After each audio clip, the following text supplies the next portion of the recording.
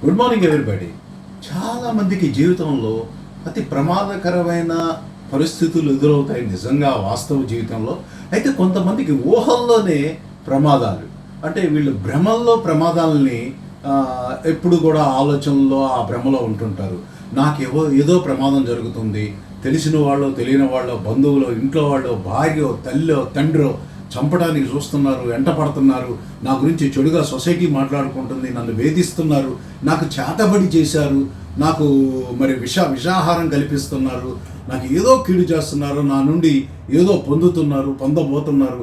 ఈ రకమైన ప్రమాదకరమైన ఊహలు భ్రమలలో జీవిస్తూ ఉంటారు కొంతమంది.